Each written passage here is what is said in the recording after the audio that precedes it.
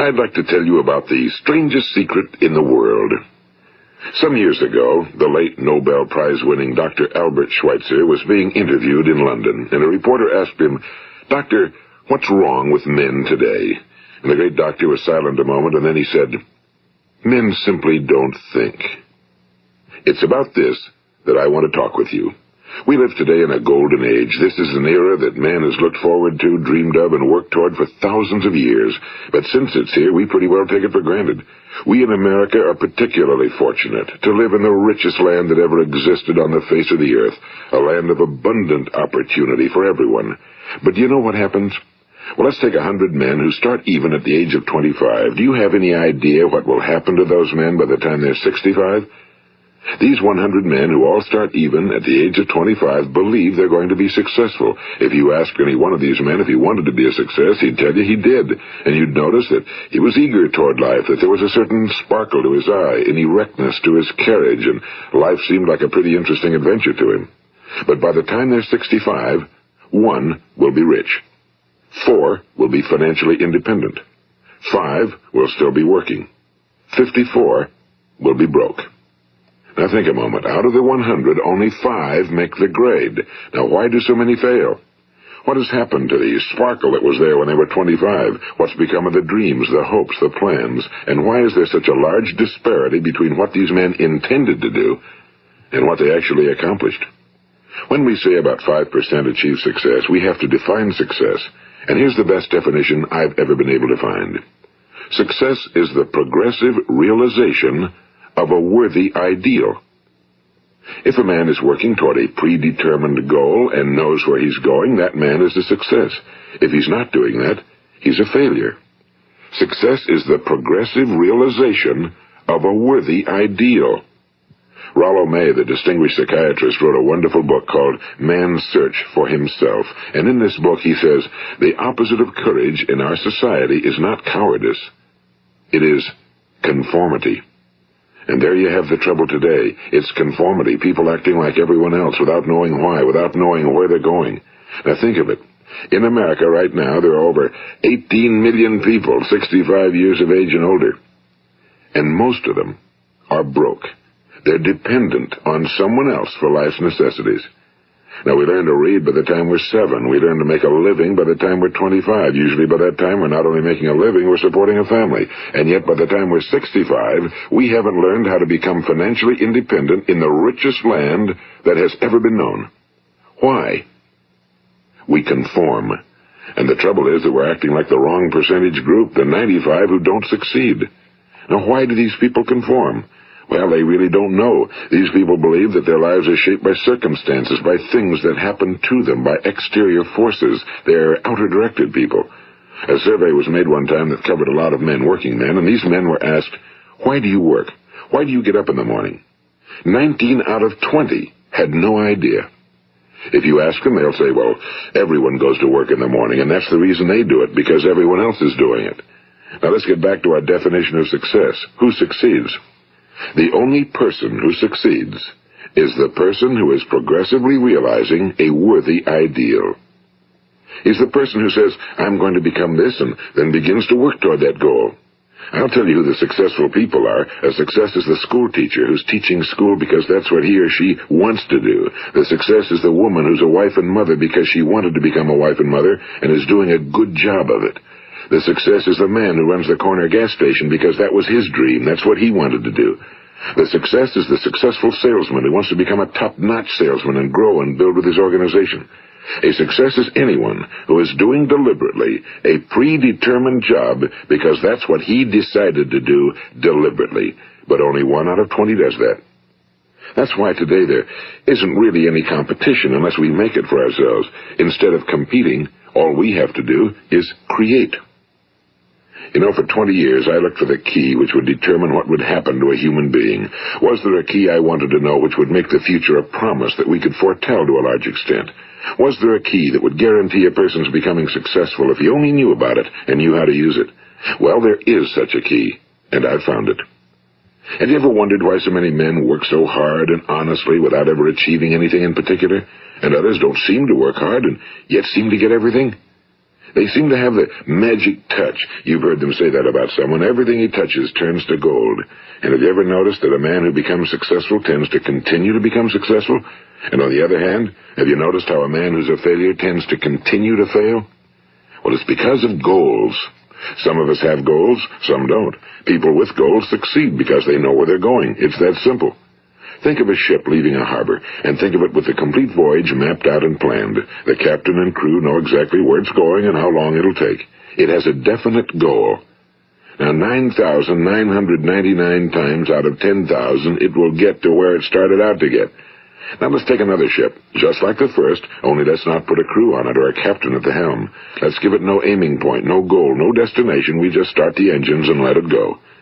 I think you'll agree with me that if it gets out of the harbor at all, it will either sink or wind up on some deserted beach, a derelict. It can't go anyplace because it has no destination and no guidance, and it's the same with a human being. Take the salesman, for example.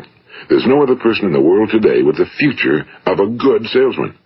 Selling is the world's highest paid profession, if we're good at it and if we know where we're going. Every company needs top-notch salesmen, and they reward those men. The sky's the limit for them. But how many can you find? Someone once said the human race is fixed, not to prevent the strong from winning, but to prevent the weak from losing. The American economy today can be likened to a convoy in time of war. The entire economy is slowed down to protect its weakest link, just as the convoy had to go at the speed that would permit its slowest vessel to remain in formation. That's why it's so easy to make a living today. It takes no particular brains or talent to make a living and support a family today. So we have a plateau of so-called security, if that's what a person's looking for. But we do have to decide how high above this plateau we want to aim. Now let's get back to the strangest secret in the world, the story that I wanted to tell you today. Why do men with goals succeed in life and men without them fail? Well, let me tell you something which, if you really understand it, will alter your life immediately. If you understand completely what I'm going to tell you from this moment on, your life will never be the same again. You will suddenly find that good luck just seems to be attracted to you. The things you want just seem to fall in line, and from now on you won't have the problems, the worries, the gnawing lump of anxiety that perhaps you've experienced before. Doubt, fear, well, they'll be things of the past. Here's the key to success and the key to failure. We become what we think about. Now let me say that again. We become what we think about. Throughout all history, the great wise men and teachers, philosophers and prophets have disagreed with one another on many different things. It's only on this one point that they are in complete and unanimous agreement. Listen to what Marcus Aurelius, the great Roman emperor, said. A man's life is what his thoughts make of it. Disraeli said this. Everything comes if a man will only wait. I've brought myself by long meditation to the conviction that a human being with a settled purpose must accomplish it, and that nothing can resist a will that will stake even existence for its fulfillment. Ralph Waldo Emerson said this, a man is what he thinks about all day long. William James said, the greatest discovery of my generation is that human beings can alter their lives by altering their attitudes of mind. And he also said, we need only in cold blood act as if the thing in question were real, and it will become infallibly real by growing into such a connection with our life that it will become real. It will become so knit with habit and emotion that our interest in it will be those which characterize belief. And he also said, if you only care enough for a result, you will almost certainly attain it. If you wish to be rich, you will be rich. If you wish to be learned, you will be learned. If you wish to be good, you will be good. Only you must then really wish these things, and wish them exclusively, and not wish at the same time 100 other incompatible things just as strongly. In the Bible, you'll read in Mark 9:23, if thou canst believe, all things are possible to him that believeth. My old friend Dr. Norman Vincent Peale put it this way, this is one of the greatest laws in the universe. Fervently do I wish I had discovered it as a very young man. It dawned upon me much later in life, and I found it to be one of the greatest, if not my greatest discovery outside of my relationship to God. The great law, briefly and simply stated, is that if you think in negative terms, you will get negative results. If you think in positive terms, you will achieve positive results. That is the simple fact, he went on to say, which is at the basis of an astonishing law of prosperity and success. In 3 words, believe and succeed. William Shakespeare put it this way: our doubts are traitors and make us lose the good we oft might win by fearing to attempt. George Bernard Shaw said, people are always blaming their circumstances for what they are. I don't believe in circumstances.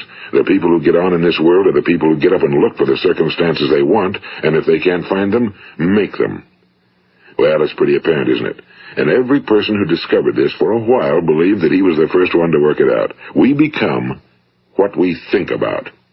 Now, it stands to reason that a person who's thinking about a concrete and worthwhile goal is going to reach it, because that's what he's thinking about, and we become what we think about.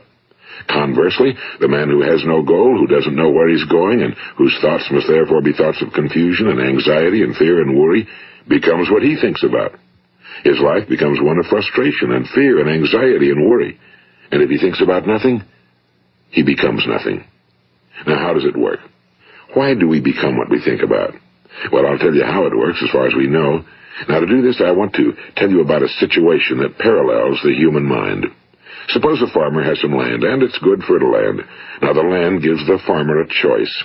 He may plant in that land whatever he chooses. The land doesn't care. It's up to the farmer to make the decision.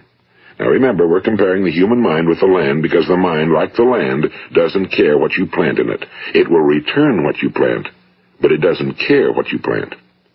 Now, let's say that the farmer has 2 seeds in his hand. One is a seed of corn. The other is nightshade, a deadly poison. He digs 2 little holes in the earth, and he plants both seeds, one corn, the other nightshade. He covers up the holes, waters, and takes care of the land, and what will happen? Invariably, the land will return what's planted. As it's written in the Bible, as ye sow, so shall ye reap. Now remember, the land doesn't care. It'll return poison in just as wonderful abundance as it will corn. So up come the 2 plants, one corn, one poison. Now, the human mind is far more fertile, far more incredible and mysterious than the land, but it works the same way. It doesn't care what we plant. Success, failure. A concrete, worthwhile goal, or confusion. Misunderstanding, fear, anxiety, and so on.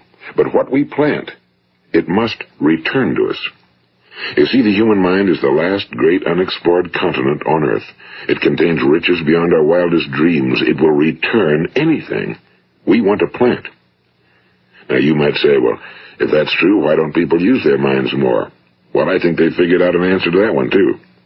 Our mind comes as standard equipment at birth. It's free, and things that are given to us for nothing we place little value on. Things that we pay money for, we value. The paradox is that exactly the reverse is true. Everything that's really worthwhile in life came to us free. Our minds, our souls, our bodies, our hopes, our dreams, our ambitions, our intelligence, our love of family and children and friends and country, all these priceless possessions are free. But the things that cost us money are actually very cheap and can be replaced at any time. A good man can be completely wiped out and make another fortune. He can do that several times. Even if our home burns down, we can rebuild it. But the things we got for nothing, we can never replace. The human mind isn't used because we take it for granted. Familiarity breeds contempt. It can do any kind of job we assign to it, but generally speaking, we use it for little jobs instead of big, important ones. Universities have proved that most of us are operating on about 10% or less of our abilities. So decide now, what is it you want? Plant your goal in your mind. It's the most important decision you'll ever make in your entire life. What is it you want? Do you want to be an outstanding salesman? A better worker at your particular job? Do you want to go places in your company? In your community? Do you want to get rich? All you've got to do is plant that seed in your mind, care for it, work steadily toward your goal, and it will become a reality. It not only will, there's no way that it cannot. You see, that's a law, like the laws of Sir Isaac Newton, the laws of gravity. If you get on top of a building and jump off, you'll always go down. You'll never go up, and it's the same with all the other laws of nature. They always work. They're inflexible. Think about your goal in a relaxed, positive way. Picture yourself in your mind's eye as having already achieved this goal. See yourself doing the things you will be doing when you've reached your goal. Ours has been called the phenobarbital age, the age of ulcers and nervous breakdowns and tranquilizers, at a time when medical research has raised us to a new plateau of good health and longevity. Far too many of us worry ourselves into an early grave trying to cope with things in our own little personal ways without learning a few great laws that will take care of everything for us. These things we bring on ourselves through our habitual way of thinking. Every one of us is the sum total of his own thoughts. He is where he is because that's exactly where he really wants to be, whether he'll admit that or not. Each of us must live off the fruit of his thoughts in the future, because what you think today and tomorrow, next month and next year, will mold your life and determine your future. You're guided by your mind. I remember one time I was driving through eastern Arizona, and I saw one of those giant earth-moving machines roaring along the road at about 35 miles an hour with what looked like 30 tons of dirt in it. A tremendous, incredible machine, and there was a little man perched way up on top with the wheel in his hands guiding it. And as I drove along, I was struck by the similarity of that machine to the human mind. Just suppose you're sitting at the controls of such a vast source of energy. Are you going to sit back and fold your arms and let it run itself into a ditch? Or are you going to keep both hands firmly on the wheel and control and direct this power to a specific, worthwhile purpose? It's up to you. You're in the driver's seat. You see, the very law that gives us success is a two-edged sword. We must control our thinking. The same rule that can lead a man to a life of success, wealth, happiness, and all the things he ever dreamed of for himself and his family. That very same law can lead him into the gutter. It's all in how he uses it, for good or for bad. This is the strangest secret in the world. Now, why do I say it's strange, and why do I call it a secret? Actually, it isn't a secret at all. It was first promulgated by some of the earliest wise men, and it appears again and again throughout the Bible, but very few people have learned it, understand it. That's why it's strange, and why for some equally strange reason it virtually remains a secret. I believe that you could go out and walk down the main street of your town and ask one man after another what the secret of success is, and you probably wouldn't run into one man in a month who could tell you. Now, this information is enormously valuable to us if we really understand it and apply it. It's valuable to us not only for our own lives, but the lives of those around us, our families, employees, associates, and friends. Life should be an exciting adventure. It should never be a bore. A man should live fully, be alive. He should be glad to get out of bed in the morning. He should be doing a job he likes to do because he does it well. One time I heard Grove Patterson, the great late editor-in-chief of the Toledo Daily Blade, make a speech, and as he concluded his speech, he said something I've never forgotten. He said, "My years in the newspaper business have convinced me of several things. Among them, that people are basically good, and that we came from someplace, and we're going someplace. So we should make our time here an exciting adventure. The architect of the universe didn't build a stairway leading nowhere." And the greatest teacher of all, the carpenter from the plains of Galilee, gave us the secret time and time again. As ye believe, so shall it be done unto you. I've explained the strangest secret in the world and how it works. Now, on this side, I want to explain how you can prove to yourself the enormous returns possible in your own life by putting this secret to a practical test. I want you to make a test that will last 30 days. It isn't going to be easy, but if you'll give it a good try, it will completely change your life for the better. Now, back in the 17th century, Sir Isaac Newton, the English mathematician and natural philosopher, gave us some natural laws of physics which apply as much to human beings as they do to the movement of bodies in the universe. And one of these laws is that for every action, there is an equal and opposite reaction. Simply stated, as it applies to you and me, it means we can achieve nothing without paying the price. The results of your 30-day experiment will be in direct proportion to the effort you put forth. To be a doctor, you must pay the price of long years of difficult study. To be successful in selling, and remember that each of us succeeds to the extent of his ability to sell. Selling our families on our ideas, selling education in schools, selling our children on the advantages of living the good and honest life, selling our associates and employees on the importance of being exceptional people. To, of course, the profession of selling itself. But to be successful in selling our way to the good life, we must be willing to pay the price. Now, what is that price? Well, it's many things. First, it's understanding emotionally, as well as intellectually, that we literally become what we think about, that we must control our thoughts if we're to control our lives. It's understanding fully that as ye sow, so shall ye reap. Second, it's cutting away all fetters from the mind and permitting it to soar as it was divinely designed to do. It's the realization that your limitations are self-imposed and that the opportunities for you today are enormous beyond belief. It's rising above narrow-minded pettiness and prejudice.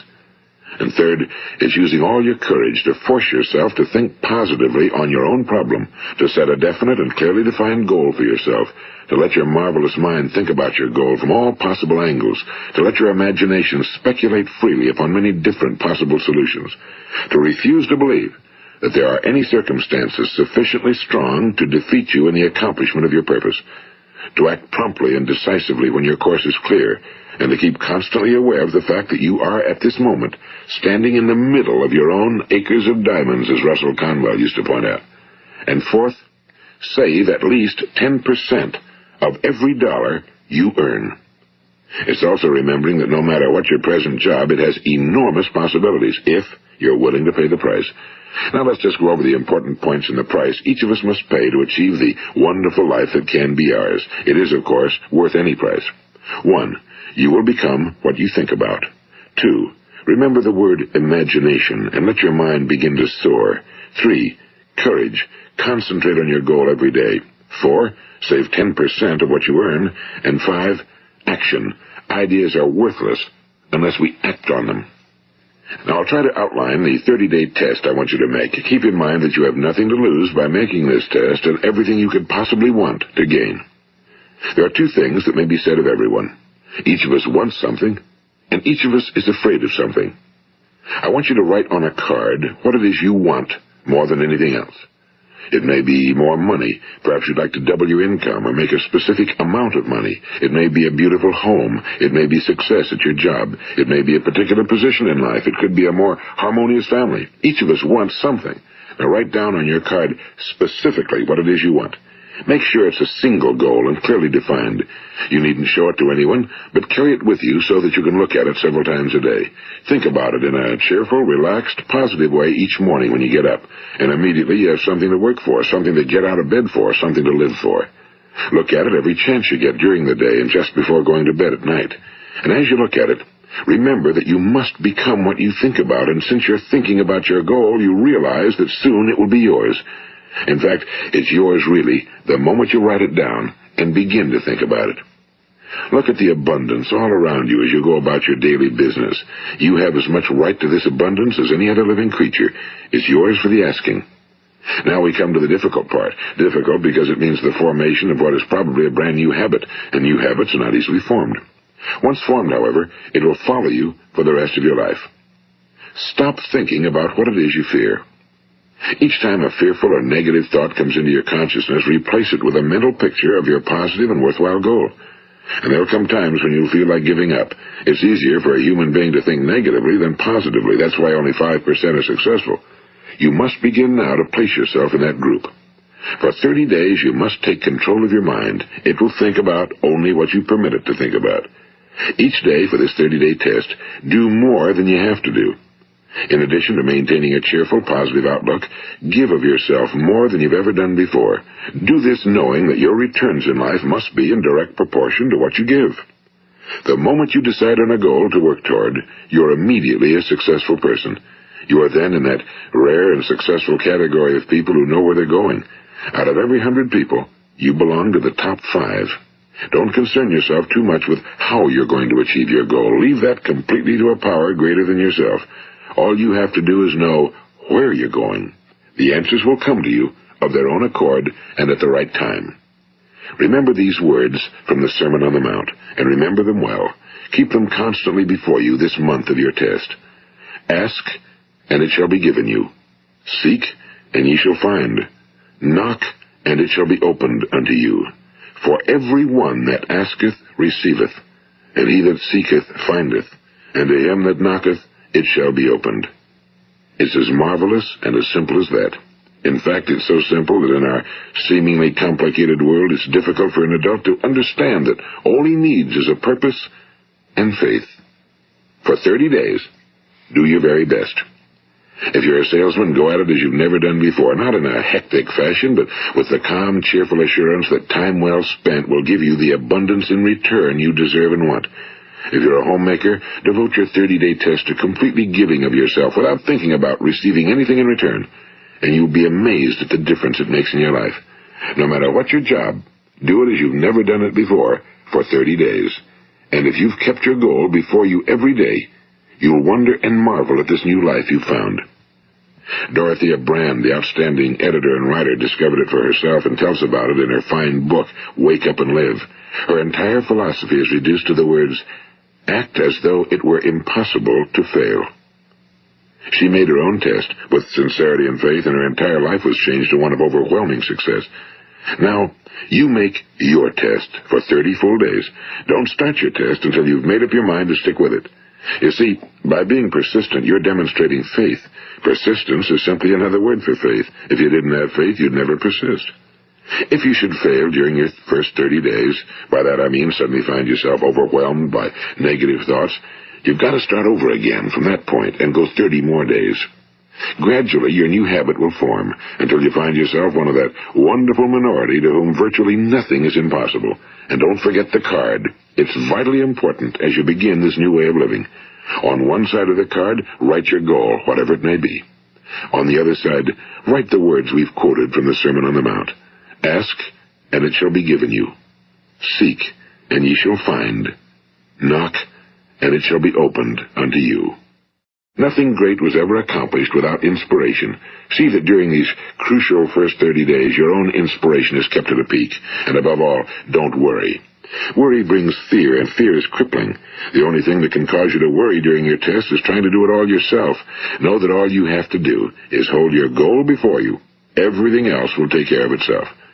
Remember also to keep calm and cheerful. Don't let petty things annoy you and get you off course.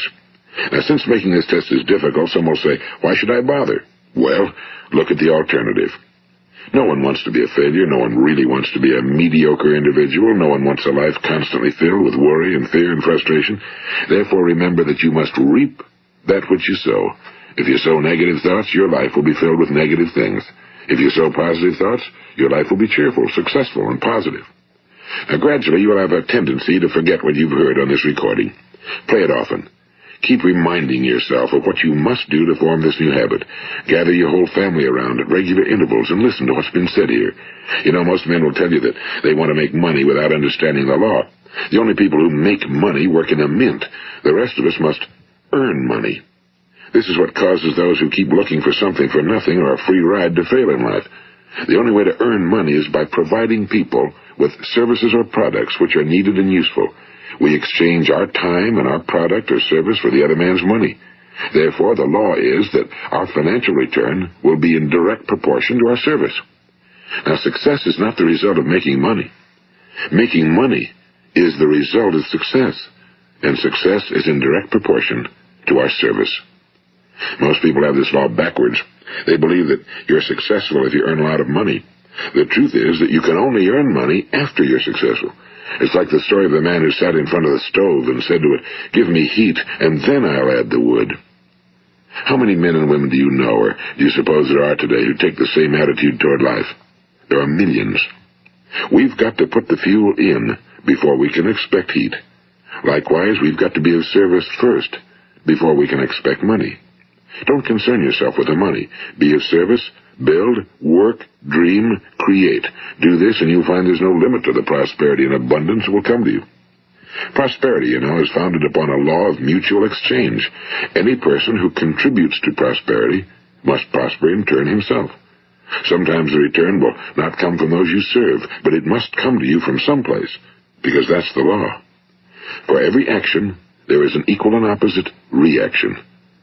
As you go daily through your 30-day test period, remember that your success will always be measured by the quality and quantity of service you render, and money is a yardstick for measuring this service.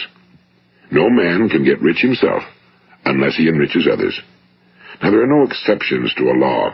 You can drive down any street in America and from your car estimate the service that's being rendered by the people living on that street. Had you ever thought of this yardstick before? It's interesting. Some, like ministers and priests and other devoted people, measure their returns in the realm of the spiritual, but again, their returns are equal to their service. Once this law is fully understood, any thinking person can tell his own fortune. If he wants more, he must be of more service to those from whom he receives his return. If he wants less, he has only to reduce his service. This is the price you must pay for what you want.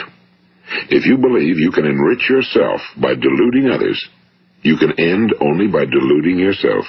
It may take some time, but just as surely as you breathe, you'll get back what you put out. Don't ever make the mistake of thinking you can avert this. It's impossible. The prisons and the streets where the lonely walk are filled with people who tried to make new laws just for themselves. We may avoid the laws of man for a while, but there are greater laws that cannot be broken. An outstanding medical doctor recently pointed out 6 steps that will help you realize success. 1. Set yourself a definite goal. 2. Quit running yourself down. 3. Stop thinking of all the reasons why you cannot be successful and instead think of all the reasons why you can. 4. Trace your attitudes back through your childhood and try to discover where you first got the idea you couldn't be successful, if that's the way you've been thinking. 5. Change the image you have of yourself by writing out a description of the person you would like to be. And 6. Act the part of the successful person you have decided to become. The doctor who wrote those words is a noted West Coast psychiatrist, Dr. David Harold Fink. Do what the experts since the dawn of recorded history have told you must do. Pay the price by becoming the person you want to become. It's not nearly as difficult as living unsuccessfully. Make your 30-day test, then repeat it again, and each time it will become more a part of you until you'll wonder how you could ever have lived any other way. Live this new way and the floodgates of abundance will open and pour over you more riches than you may have dreamed existed. Money? Yes, lots of it. But what's more important, you'll have peace. You'll be in that wonderful minority who lead calm, cheerful, successful lives.